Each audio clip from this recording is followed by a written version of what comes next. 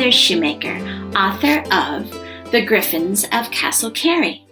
This book is a mystery adventure story with 3 kids and a giant Newfoundland dog, and they go to England and have an adventure with some ghosts. So I thought I'd share with you where I get some ideas for my books. This is my story cape. I like to bring it to schools.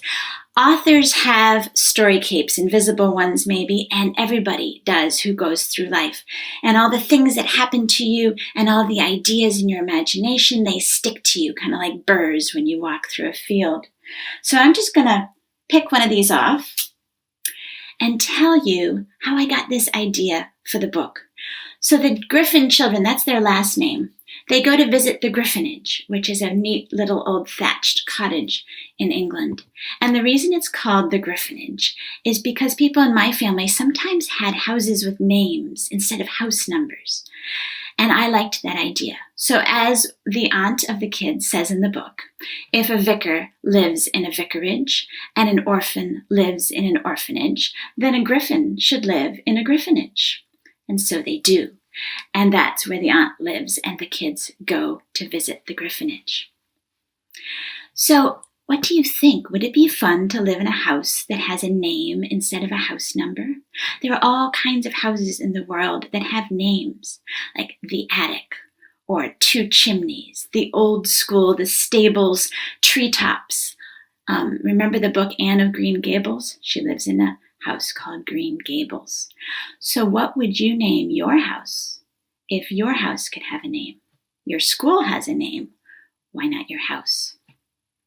And I thought I'd also share a couple writing tips for you because I know that a lot of people who like to read also like to write. And I call this writing tip scratch and sniff or touch and smell, because there's books where you can actually scratch and smell what's on the page. And I think when we're writing fiction, a lot of times when kids start out writing fiction or adults start out writing fiction, we only concentrate on what we see with our eyes. And actually, when you talk about other things like what your character hears or what they smell, especially if you use smell and touch and some of those senses we don't always think about, that's when readers will tell you, the picture came alive to me. I could really picture it, which is funny because you're not using the visual as much. So in my book, when Meg, one of the characters, meets the big Griffinage dog, she talks about his soggy muzzle and how that tongue is rough on her face. So see if places that you can think about sounds or smells or maybe even tastes, and that way you get your reader right into the book. So speaking of Newfoundland dogs, they're big, and I had to do a little research for the book. This is something fun I learned about dog drool, because Newfoundland dogs are not just giant dogs, but they drool a lot. And I wanted to find out how much they drooled. So the answer is a lot. And in fact, if a Newfoundland dog is drooling and then shakes his head, the drool can land up on a 10-foot high ceiling. So that's a lot of drool. Another thing you can try with your stories is point of view. And that just means which character is telling the story. And in my book, I have all 3 kids take turns telling the story. And I even have the ghosts sometimes take a short turn telling the story.